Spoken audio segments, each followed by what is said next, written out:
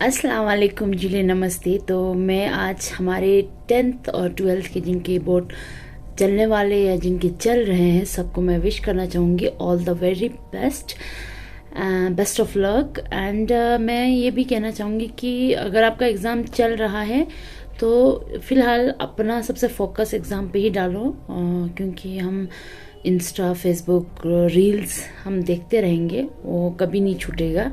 लेकिन अगर आपका एग्ज़ाम में आगे पीछे हो गया तो आपको टेंशन बहुत होगी। साथ ही में अगर जिनके एग्ज़ाम्स आने वाले हैं तो मैं उनको, जैसे मैंने अपने लाइफ में कैसे स्टडी किया है, तो एक थोड़ा सा उसका मैं सजेशन देना चाहूँगी अगर आप उसको फॉलो करना चाहोगे तो। ऐसा है कि सबसे पहले तो अगर आपका कल एग्ज़ाम है तो आज लगभग 4 बजे तक पढ़ो, ठीक है ना। उसके बाद सुबह एग्ज़ाम तक आपको पढ़ना ही नहीं है। उससे हम क्या करते हैं, हमारा माइंड बहुत ही डिस्टर्ब रहता है ना। तो हमारे माइंड को अगर बार बार इतना फोर्स करोगे तो फिर आप एग्ज़ाम में भी आपका माइंड क्या हो जाएगा, बहुत डिस्टर्ब हो जाएगा। और अगर आपका एग्ज़ाम 1 महीने में है या फिर 15-20 दिन बचा है या फिर 5-6 दिन भी बचा है, तो आपने अगर 5-6 दिन बचा है तो जितना आपने पहले पढ़ा है, जितना आपने सिलेबस कवर किया है, जितनी आपने कॉलेज स्कूलों में आपका करवाया है, उसको क्या करो, रिवीजन करो, ठीक है ना। अब आप नया चैप्टर लेके बैठ जाओगे, इसमें आपका नहीं होगा।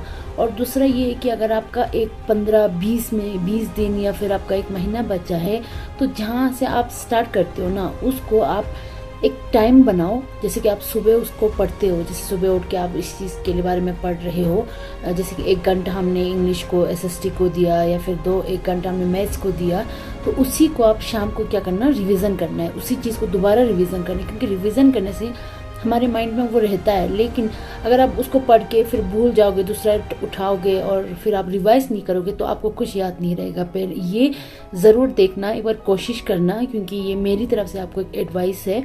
और मैं चाहती हूँ कि आप लोग क्लास में फर्स्ट आए या लास्ट आए, ये डजंट मैटर, कि अगर आप अपनी तरफ से 100% दिया है और उसमें अगर आप पास भी हो जाते हो ना, दैट इज़ टू मच, है ना। ये बहुत हो जाता है हमारे लिए।